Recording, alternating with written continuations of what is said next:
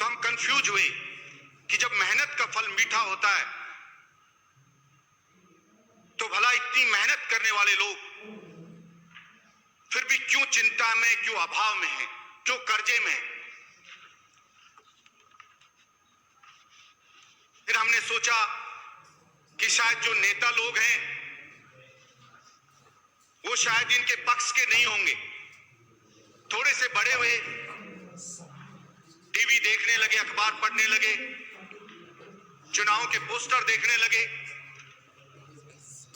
TV पे जिस नेता को भी देखो, चाहे वो केंद्र का हो चाहे वो राज्य का हो, हर कोई नेता चीख चीख के कहता कि मैं किसान नेता हूं। चुनाव के वक्त पोस्टर पे लिखा रहता कि लोकप्रिय किसान नेता। तो भी मैं कंफ्यूज होता कि जब सारे नेता किसान नेता हैं, किसान हितैषी अपने आप को बता रहे हैं, फिर भी ये किसान खून के आंसू रोता क्यों है? इस किसान की सुनवाई क्यों नहीं होती? धीरे धीरे समझ में आई बात, तो मैं समझा कि ये सब घड़ियाली आंसू बहाए जाते हैं और इस किसान, जो हिंदुस्तान का किसान मेहनतकश, ईमानदार और इनोसेंट है, उसको सिर्फ ठगने के लिए ये बातें बोली जाती हैं। बाकी जीतने के बाद चुनाव जो भी नीतियां बनती है वो सब उन पूंजीपतियों के लिए बनती है जो बड़ा भारी भारी चंदा पॉलिटिकल पार्टियों को देती है, नेताओं को देते हैं। वो बैठ करके नीति बनाते हैं। अभी जो केंद्र में 3 कृषक बिल आए, तो सभापति महोदय, मैंने तीनों बिलों को पढ़ा। मैं पढ़ करके कंफ्यूज हुआ कि पहला जो बिल था उसमें था कि साहब कि कोई भी कितनी भी कहीं भी खरीद कर सकता है, कंपनी खरीद कर सकती है, व्यक्ति कर सकता है। तो मैंने देखा ये तो कानून पहले से भी है, कृषि विपणन बोर्ड का डायरेक्टर है, उससे कोई भी कंपनी, कोई भी व्यापारी लाइसेंस लेके खरीद कर सकता है। फिर इस बिल की कहां से आवश्यकता होगी? तो थोड़ी गहराई में गया तो समझ में आई कि उसमें एक लिमिट थी कि मिनिमम आपको बताना पड़ेगा, कितना तो आपको खरीदना ही पड़ेगा। उस लिमिट को हटा दिया गया। फिर मैंने दूसरा बिल देखा कि कॉन्ट्रैक्ट पे खेती, तो कॉन्ट्रैक्ट पे खेती तो पहले से ही हो रही है। फिर नया क्यों ये बिल लेकर के आए?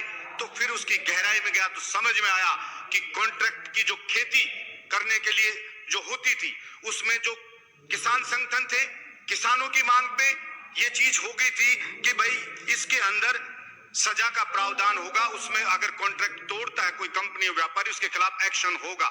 तो उस चीज को हटाने के लिए ये बिल लाया गया। फिर मैंने तीसरे बिल को देखा कि ये तीसरा बिल किस लिए आया? उसमें आया कि साहब इसमें भंडारण की छूट दी जाएगी। तो मेरा एकदम से सर उस चीज से लेकर के चकरा गया कि भला मैं समझ नहीं पा रहा तब कि ये चीज क्यों हो रही है। तो मुझे अच्छे से समझ में आया कि तीनों बिल लाए किस लिए गए। तीन बिल तो अलग अलग है, बाकी ये सब एक ही बिल है एक तरह से देखें तो। और ये मैं अच्छे से समझ गया, मुझे समझ आ गया कि इस कोरोना में देश बर्बाद हो गया, मजदूर बर्बाद हो गया, किसान बर्बाद हो गया। जब कहते थे घर बैठ करके खाना खिलाओ, मेरे देश के किसान ने घर बैठे हुए हिंदुस्तान की जनता को खाना खिलाया और सब के सब बर्बाद हो रहे। और ये अडानी अंबानी की कई गुना संपत्ति क्यों बढ़ गई, ये मेरे को समझ में ये इस बिल देख करके आया कि ये इसलिए हुआ कि अडानी और अंबानी का पेट नहीं भर रहा। उनका पेट इतना बड़ा हो गया है जो सब कुछ खा गए, एयरपोर्ट खा गए, रेल खा गए, देश को खा गए, फिर भी भरने का नाम ही नहीं ले रहा है। तो अब कहते हैं इस किसान को भी जड़ मूल से खाना चाहते हैं, उस किसान को, इसलिए बिल लाया गया है। और इस बिल में ला करके होगा क्या सभापति महोदय, जैसे मेरे कई साथियों ने बताया कि जियो आया कि फ्री के अंदर आपको नेट दिया जाएगा, फ्री में आप बात करिए। और जो एयरटेल जैसी दूसरी कंपनियां थी स्थापित, उन सबको भी खा गया और आके पूरे मार्केट पे कब्जा कर लिया। और फिर कह दिया कि अब पैसे देने पड़ेंगे, ताकि लोगों को मजबूर कर दिया। यही होगा कि मंडियों को बर्बाद कर दिया जाए, क्योंकि मंडी में कंपटीशन होता है। मंडी में जब लेके किसान जाता है, वहां पे और भी व्यापारी होते हैं, बोली लगती है, एक व्यापारी बोली लगाता है, दूसरा भी लगाता है, तीसरा भी लगाता है, तो प्रतिस्पर्धा होती है। प्रतिस्पर्धा से उसको ठीक सी रेट मिल जाती है।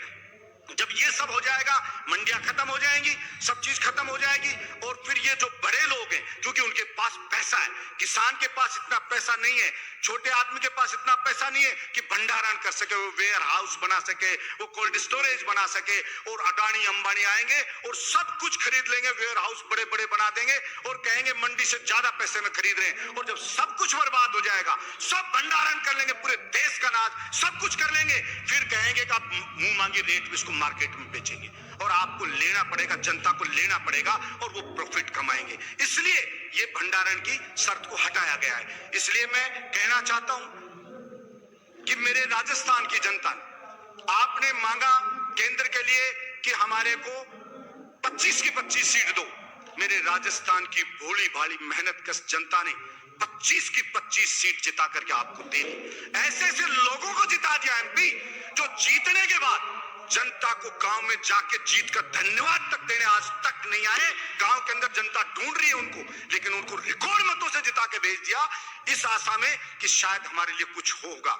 उन्हें बड़े बड़े सपने दिखाए गए थे, लेकिन आज वो जनता ठगा सा महसूस कर रही है। आप लोग ये कहते हैं कोई विरोध नहीं हो रहा है, कोई कुछ नहीं हो रहा है, ये इनोसेंट मेहनतकश मिडिल क्लास परेशान लोग हैं। 2 जून की रोटी कमाने के लिए दिन रात भाग दौड़ कर रहे हैं। छोटे छोटे किसान हैं, 2 बीघा 4 बीघा का, चिंता में बेटे की फीस कैसे भरूं, बिजली का बिल आ गया, बिल कैसे भरूं, वो संघर्ष में जुटा हुआ है कि मेरी इज्जत को कैसे बचा लूं। आप उससे सड़क पे आके कहते हो जंग लड़के बता, अरे भाई आप पावरफुल लोग हो, वो बेचारा आपसे नहीं लड़ सकता, जंग नहीं लड़ सकता, लेकिन इसका मतलब ये नहीं है कि वो आपसे जंग नहीं लड़ सकता तो उसकी गर्दन काट दी जाएगी, नहीं कटने दी जाएगी उसकी गर्दन।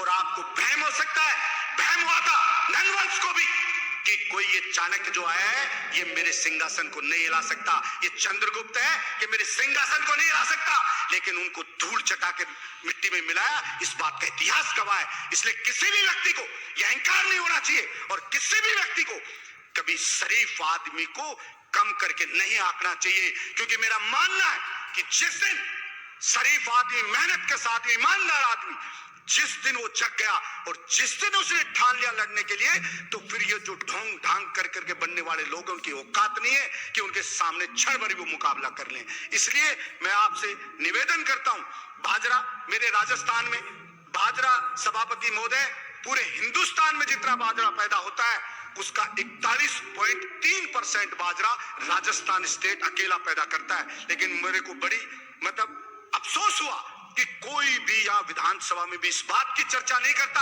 कि जो मुख्य फसल है हमारे राजस्थान की, उसको एमएसपी पे क्यों नहीं खरीदा जा रहा, उसको एमएसपी पे नहीं खरीदा जा रहा है। और अब लोगों ने कहा चिट्ठी नहीं लिखी, वो नहीं लिखी, सिर्फ एक बार 16 में जब खराब हो गया, दबाव पड़ा, तो एक बार बाजरा खरीदा गया। नहीं, पहले भी बाजरा नहीं खरीदा गया। खत्म कर रहा हूं सभापति महोदय, 2 मिनट लूंगा। पहले भी नहीं खरीदा गया।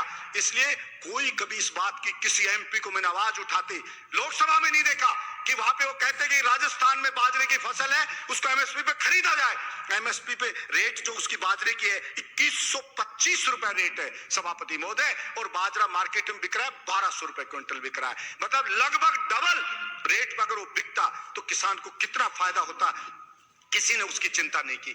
और इतने घोटाले पे घोटाले हो रहे हैं, कोई नीरव मोदी लेके भग रहा है, कोई विजय माल्या लेके भग रहा है, हजारों करोड़ ले गए, लाखों करोड़ रुपए उनके माफ कर दिए जाते हैं, लेकिन किसान की कोई सुध नहीं। अच्छा होता केंद्र सरकार कहती कि भाई ये किसान है, बहुत मजबूर है, ये इसकी स्थिति को सुधारना है, तो जो भी एग्रीकल्चर के जो कृषि के जो उपकरण है उनके ऊपर जीएसटी खत्म की जाएगी, और जो किसान है इसको बिजली का बिल है जो वो आधा चाहे केंद्र सरकार देगी, राज्य सरकार देगी, अपन इसको फ्री बिजली किसान को देंगे, तो उसकी स्थिति सुदृढ़ होती। लेकिन किसान को कोई सुदृढ़ करना नहीं चाहता, हर कोई किसान को चुपचाप बहका करके सिर्फ अपना उल्लू सीधा करना चाहता है। और अगर ऐसा नहीं होता तो अडानी अंबानी की संपत्ति कई गुना नहीं बढ़ती। जितने भी मेरे साथी बैठे हैं, एक भी साथी बता दे आपके आस पड़ोस, आपके मित्र रिश्तेदार में किसकी संपत्ति साल के अंदर बढ़ी है, कोई भी बता दे।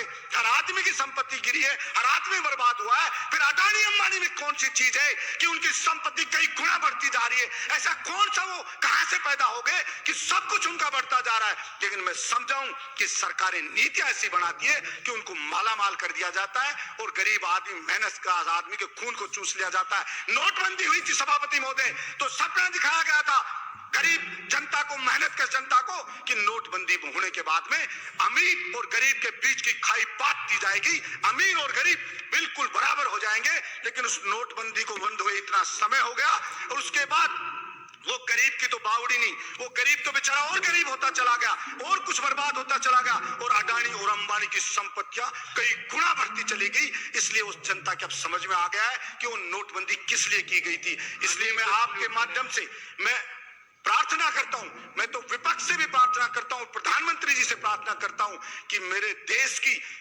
इमोशनल जनता ने आपको अपेक्षा से कई गुना ज्यादा समर्थन दिया है, आप उनकी भावनाओं से नहीं खेले। और जो आपने कानून बनाया ये गलत बनाया है और आपको लग रहा है कि जनता समझेगी नहीं, मेरे विपक्ष के साथियों को लग रहा है कि जनता समझेगी नहीं, लेकिन आप गलत फहमी में, ये जनता सब चीजों को समझेगी। और इस आने वाले उस खतरे को आप देख लीजिए, नहीं देखा तो आगे जो होगा जनता के साथ, वो आने वाली पीढ़ियां हमारे को माफ नहीं करेंगी कि ये काला कानून बन रहा था लेकिन किसी ने विरोध नहीं किया।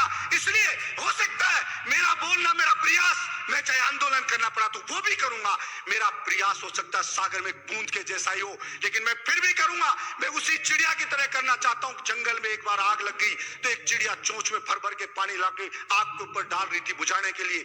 दूसरे जानवरों ने पूछा आग इतनी भयानक है और आप चिड़िया जरा सा पानी लाकर के इस आग को कैसे बुझा दोगे? तो चिड़िया ने कहा कि मैं जानती हूं हो सकता है मेरे कहने से आग ना बुझे, लेकिन जब भी इतिहास लिखा जाएगा कि आग लगी तो किस किसने बुझाने का प्रयास किया, तो मेरा नाम आग बुझाने वालों में लिखा जाएगा। इसलिए मैं चाहता हूं जो भी सदस्य इसका विरोध करेगा, इतिहास में उसका नाम लिखा जाएगा कि वो किसान के पाले में खड़ा था, व्यापारियों के पाले में नहीं खड़ा था। और निश्चित रूप से मान के चलिए कि देश की जनता जगेगी और ये अडानी अंबानी है, इनके मंसूबों पे कई पूरे नहीं होने देगी। ये मैं कहना चाहता हूं। किसान का बेटा है, उसको नौकरी नहीं दे सकते, किसान की फसल खरीद नहीं रहे, उसको रेट नहीं दे सकते और फिर भी उसको बर्बाद करने में लगे। कितनी भर्तियां पेंडिंग पड़ी है, उनको नहीं कर रहे। मैं राजस्थान सरकार से भी मांग करता हूं कि केंद्र सरकार नहीं खरीद रही है तो आप खरीदिए, लेकिन बाजरे की फसल को एमएसपी रेट पे खरीद शुरू करें। जब सारी फसल बिक जाती है सभापति महोदय, तब एमएसपी पे खरीद चालू होती है। क्या पता नहीं है सरकार को? क्या सारे के सारे मंदबुद्धि है सरकार में बैठे लोग कि भाई इसकी एमएसपी पे ये फसल इस टाइम आती है, डेट निश्चित कर दी, आप लाइए फसल को बेचिए, लेकिन सारी फसल बिक जाती है तब घोषणा करने के लिए उसको खरीदा जाता है और वो भी एक लिमिट में खरीदा जाता है। इसलिए इस किसान के साथ इतना ज्यादा अन्याय मत करो, इतना ज्यादा अत्याचार मत करो कि आपको नरक में भी जगह ना मिले, ऐसा कृत्य ना करो। यही मैं कहना चाहता हूं। धन्यवाद सभापति महोदय।